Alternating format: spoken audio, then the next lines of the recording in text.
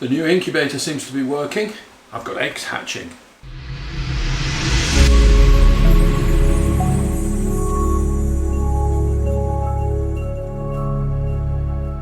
Hi guys, it's Rob from Royal Balls. The next in my breeder series, we're going to cover eggs today, so I'm going to talk at some length about eggs, what to expect during the 60 days of incubation. I have used some scientific terms quite loosely, but the science is fairly well defined.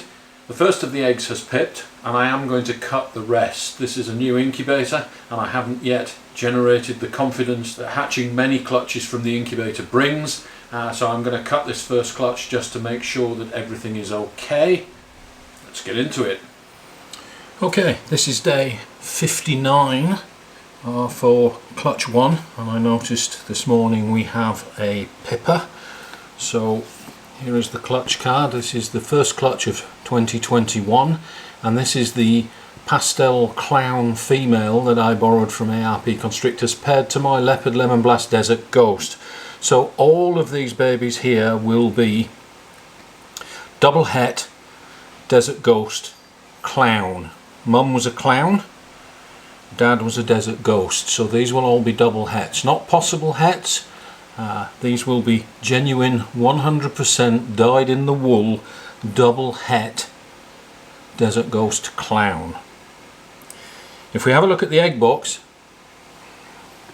the thing to notice here is the amount of condensation on the lid. So let me just remove that.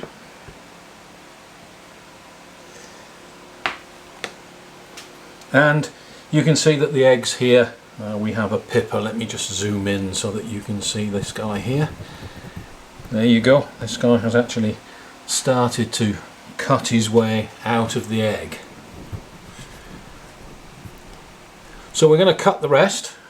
They are ready, and the thing to notice when I'm looking at eggs to determine whether they're ready is, number one, in the last couple of weeks before the eggs are due to pip, you will start to see increased condensation in the egg box.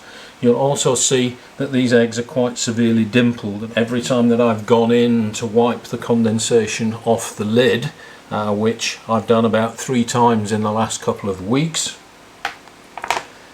I've noticed that the eggs are dimpling in more and more. This is a sure sign that the yolk is being absorbed and that the babies are getting ready to come out of the egg.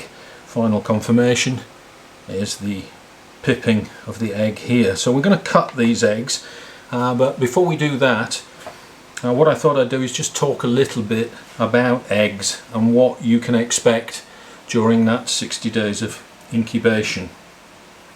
Let's go all the way back to ovulation. When the female ovulates is when the eggs are fertilized. They then reside in the oviduct for about 6 weeks before the female actually lays the eggs. And what's actually going on during that 6 weeks?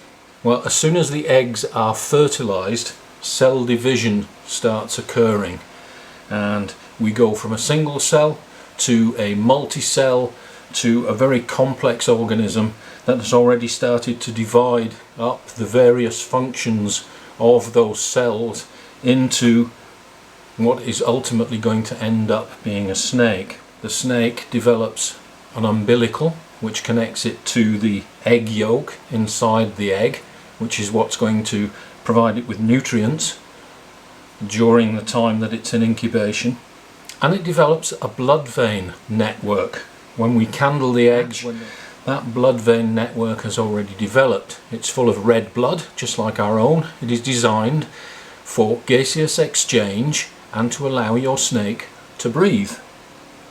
When you candle those eggs, that's what you're looking for in a viable embryo. So your embryo already has a beating heart, already has a circulatory system, and is already with a life support system that is going to provide it with nutrients and going to provide it with gaseous exchange so it can take up oxygen and it can excrete carbon dioxide as the snake grows. When you candle your eggs, you will also see where the embryo is located, and you will probably notice a very small air bubble inside the egg. which will provide the snake with a means to breathe, at least for the initial part of the egg development. How long that air bubble lasts I do not know, but I do know that it is used up during the incubation of the eggs, because by the time the eggs hatch there is no air bubble left, and the vein network on the inside of the egg has extended all around the egg. Your egg is permeable or semi-permeable, which allows gaseous exchange through the shell. Unlike a bird's egg has an air pocket inside it, and the baby chick is actually breathing using its own lungs into that air pocket. A bird's egg is calcified, so it is nowhere near as permeable as our snake eggs. It doesn't need to be, because it's actually filled with tiny pores. If you look at a bird's egg under a microscope, you will see it's full of tiny pores, which allows gaseous exchange into the air bubble, but the chick is actually breathing into that air bubble inside the egg. Not so with your baby snake. Your baby snake relies upon that blood vein network on the inside of the shell for oxygen uptake and for CO2 release through the permeable membrane of the shell. So during that incubation process, we do not want our shell to get wet. If the shell gets wet, it blocks the permeability of the shell and the embryo can drown inside the egg. Oxygen uptake is no longer possible and the embryo will drown.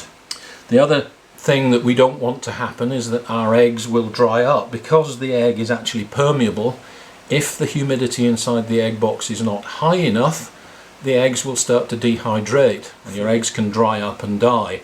And that's the reason why we need to maintain high humidity. So we don't want the eggs to be wet, because that will prevent oxygen exchange through the shell. But we do want high humidity in our egg box in order that the eggs do not desiccate. The other interesting thing is, about 2 weeks before the eggs are due to hatch, your baby snake is fully formed inside the egg and it starts to grow at a much accelerated rate. It's absorbing all that yolk, and you will notice that the amount of condensation inside the egg box starts to increase. You will see that there's condensation around the edges of the egg box, but the eggs are not touching it, so that's not a problem. But you will notice on the lid of the egg box that you start to get increased condensation, and that is because the metabolic activity inside the egg has increased over the last 2 weeks. You may notice a slight increase in temperature inside your egg box because the eggs themselves are generating heat.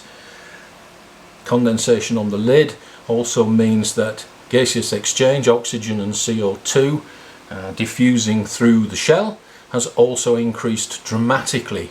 That's the reason that you get the extra condensation, and it's a sure sign that the eggs are growing fast and they have about 2 weeks to go to hatching.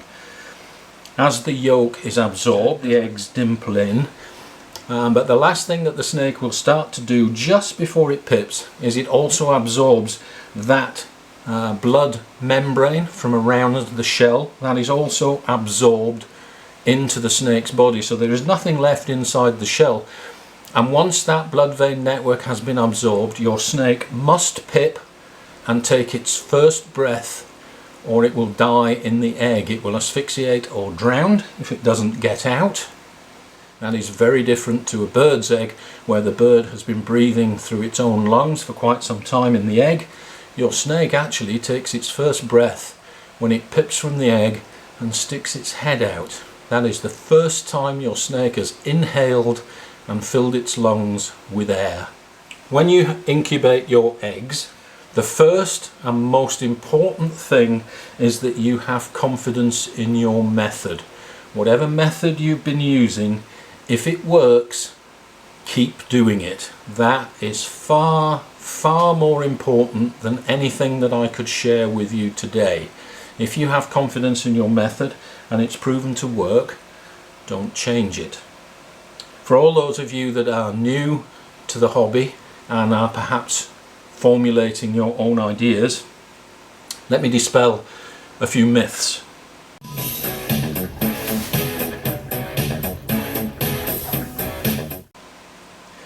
Myth number 1. You must reorient your eggs so the embryo is at the top. This is not true. Anybody that's watched any of my videos will see that I mark my eggs up exactly as they lay when I take them out of the tub and I put them into the egg box, and you will have noticed that when I candle the eggs, my embryos are all over the place. Up, down, sideways. It does not matter. You do not need to reorient your eggs. If you have been doing it and you have faith in that method, please continue to do it. If it works for you, no reason to change. Myth number 2. The mother snake knows which way the eggs are up, and she always lays them in the correct position. Again, my experience is that when a snake lays its eggs, you will see that the mother snake moves around quite a bit, the eggs roll around quite a bit, and at the end of laying she will gather them all up together as best as she can. She will clump them up together, and every single clutch you remove will have embryos that are all over the place. She does not orient the eggs, she does not know which way is up, nor does she need to know. Let me dispel another myth. Roll-out eggs are bad eggs and they will not hatch. Not true. My experience with roll-out eggs is that provided they have a good blood vein network, they are viable eggs and they will hatch alongside all the other eggs. The reason it's a roll-out egg is because your female has done her best to gather up all the eggs, and that's one that she missed. A roll-out egg, unfortunately, is very susceptible after it's been laid to being knocked around and rolled around, and that's what kills it. Okay, so we set these eggs up 60 days ago, and the most important thing with your eggs is that once they are set up and they are in the incubator, you do not move them. You don't touch them, you don't candle them, you don't mess with them in any way. The best thing that you can do for your eggs is to leave them alone. When your female clumps up her eggs, gathers them all up and coils around them, they stick together. They have a glue that sticks them together. Nature provides that glue so that the eggs then, once they are all gathered up, after the first few hours after they are laid, they remain in that position. They do not move, and moving them will actually kill the embryo inside the egg.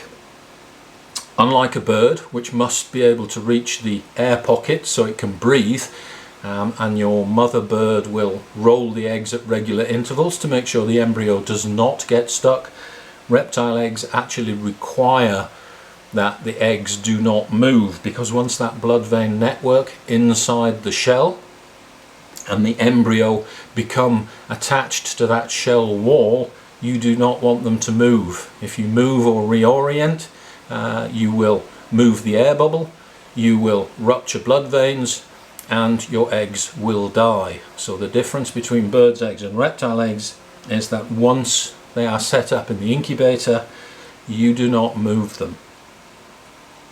My daily checks on the incubator for the first 6 weeks of incubation were little more than cracking open the door and having a sniff every few days, not even every day. The sniff test will tell you immediately if something is wrong. If you have a bad egg in your egg box, you will smell it. You do not need to constantly open the egg box and check inside. If there's no smell, they're good, leave them alone. For the last 2 weeks of incubation, I did have to go in and wipe the condensation off the lid. Some drops of condensation dripping onto the eggs is no problem. That is not going to kill them, especially during the last 2 weeks. The snakes are already fully developed and they are quite strong inside their egg, so you don't need to worry about that. The less you mess with your eggs during incubation, and again this comes back to confidence in your method. If you've done it before, your method works, you have confidence in it, you're less likely to mess with the eggs. If you've never done it before and you're worried that it's not working, the more likely you are to actually do something with the eggs, and it's actually that kills them rather than anything that you've been doing wrong. So just bear that in mind. Do all your experimentation with your incubator before the eggs go in. Have confidence in your method and leave your eggs alone. Okay, the other thing that you will notice is that I did not clean off all the newspaper on these eggs. You will see on this egg here that there is some newspaper stuck to the egg, and there is on some of these other eggs as well. And that actually makes no difference to the development of the egg. It does not cause the egg to go bad. It will not cause any issues. Yes, clean off the eggs as much as you can without disturbing them too much when you set them up. But if you can't get them 100% clean, don't worry about it. Just stick them in the egg box. It will work just fine. So that's a number of myths dispelled. That's how your eggs develop inside your incubator. And now we're going to cut the eggs. Let's have a look and see what we got. Now, if you are going to cut your eggs, the reason that you would want to cut your eggs is to make sure that the baby snakes are okay inside. So if you decide to cut, cut. Don't be tentative about it. If you want to leave your eggs to pip naturally by themselves, and we have one here that has, so I know these eggs are ready. But when I cut open the eggs, I'm not going to be tentative and cut a tiny little slit. I'm going to give myself access to the egg so I can check that the baby snake is okay. I know it's ready to come out, and I want to be able to check and make sure it's okay. So when you cut, don't be tentative. If you decide to cut, then cut. I'm going to use these small blunt nail clipper scissors here. I've always used these, but you can use whatever scissor is best for you and your method. If you're used to cutting with big scissors and you want to pinch the egg and cut this way with larger scissors, go ahead and do that. If you wish to use these small scissors so that you can get inside and cut around the top of the egg, you can use scissors like that. So whatever method works best for you. There is no right and there is no wrong. You'll also notice that these eggs have actually changed in texture. As the snake reabsorbs all of those blood vessels around the inside of the shell, the egg tends to get a little bit dry and powdery, and you will notice that the eggs where they were stuck together are now no longer stuck together. That glue has released itself. Just like that, the eggs come apart very easily when they're ready to hatch. So that's another sign that the eggs are ready to hatch. That glue releases itself, so all the eggs are now free. So let's go ahead and cut.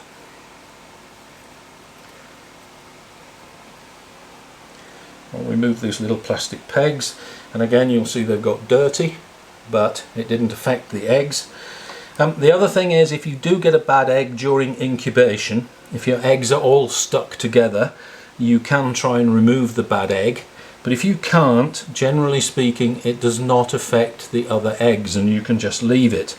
The eggs themselves are living organisms, they have their own immune system, and generally a bad egg will simply dry up and cause a bad smell for a few days, and then it will not affect the other eggs. If you have oriented your eggs, separated them all out in the egg box, and it's nice and easy to remove the smelly dead egg, then go ahead and remove it. If you can't, don't worry about it too much. Generally speaking, the rest of the eggs will be fine.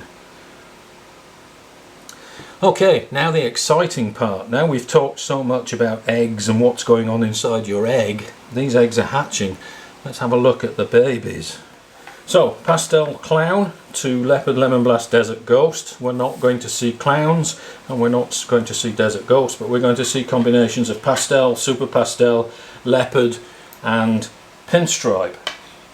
Let's start with the egg that's already pipped, and we'll just cut through here. Open this up. This is some sort of pinstripe. This looks like a, if I was to guess, super pastel pinstripe or killer blast. You can see the snake is perfectly formed. There's the head, it's already taken its first breath, so we'll put that one back in. That's a killer blast. Let's take the next egg. You'll see that this has newspaper on it. So let me just zoom in a little bit for you. I forgot to do that on the other one. So again, I can feel a baby snake in there, so we just crease up the egg here, cut a little slot in here. There shouldn't be any blood because these eggs are already reabsorbing that membrane.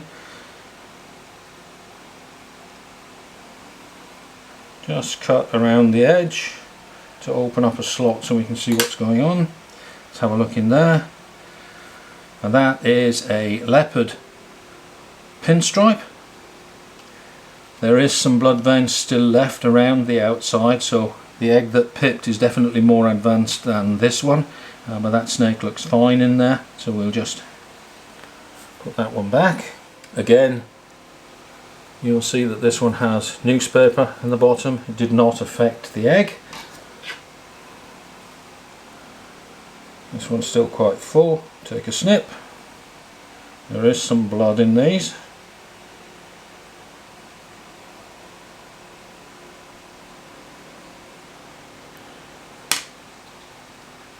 And this one is, ooh, wow.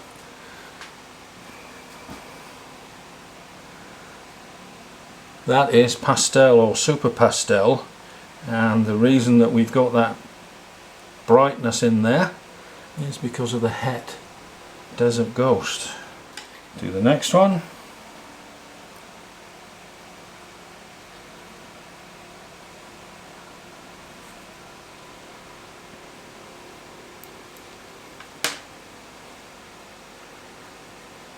That's another pinstripe of some sort. A lemon blast or a killer blast, possibly leopard. We'll wait and see on that one. Wow, we're getting a lot of pinstripes in this clutch. Cut this one.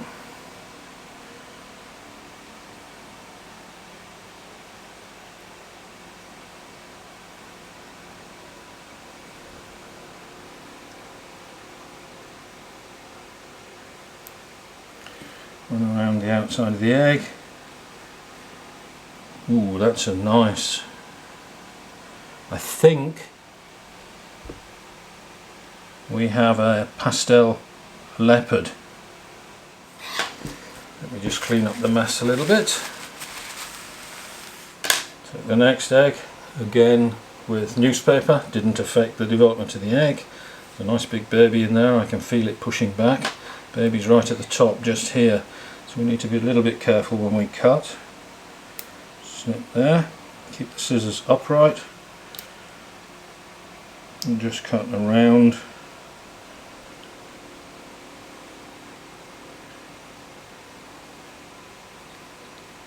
Like so.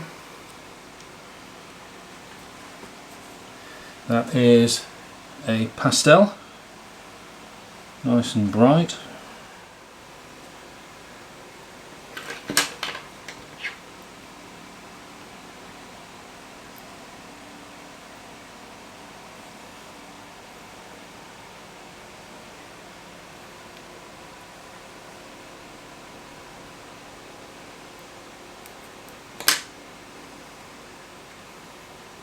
Ooh, nice stripy one there. Not sure what that is. Wow. Nice and bright though. I suspect that has leopard in it.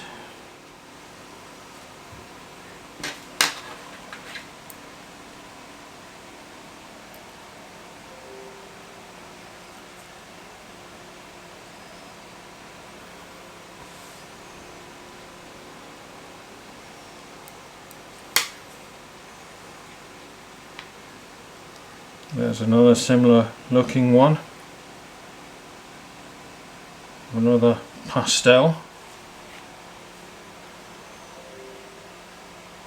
And the final egg for this clutch.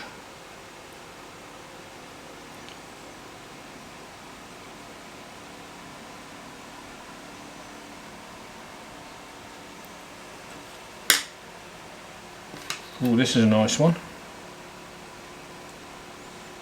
another pinstripe. So a leopard lemon blast het, desert ghost het clown.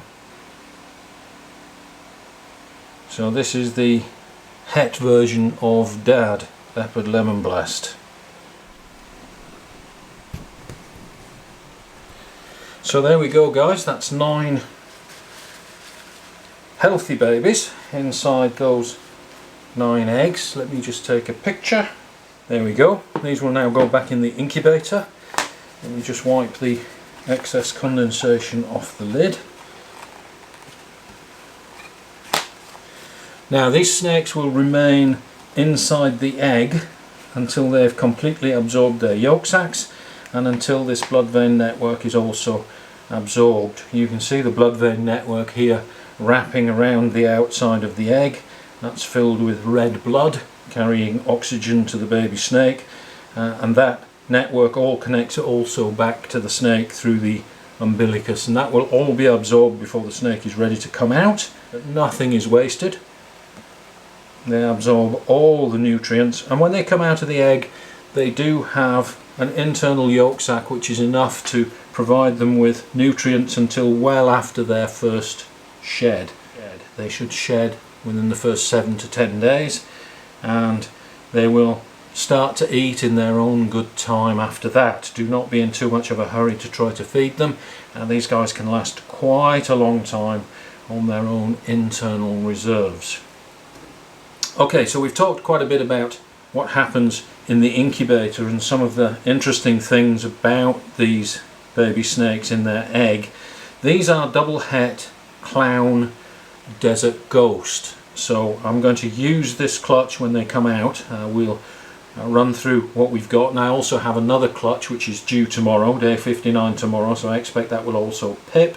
We'll take a look at those, but I'll use these to do another simple genetic video so that we can have a look at how hets work, what hets are, and also these are double het desert ghost clowns, so why a double recessive project is so damned expensive.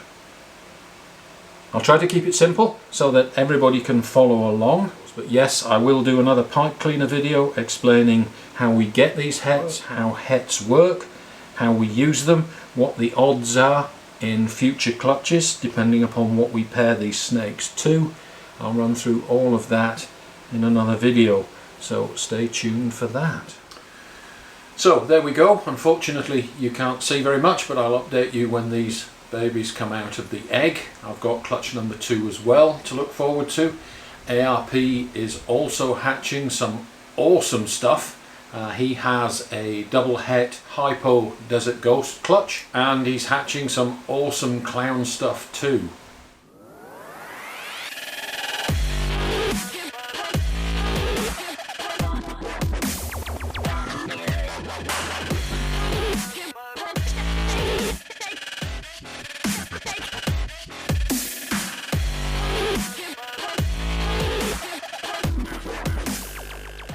Stay tuned for the follow-on, and we'll do some genetics as well.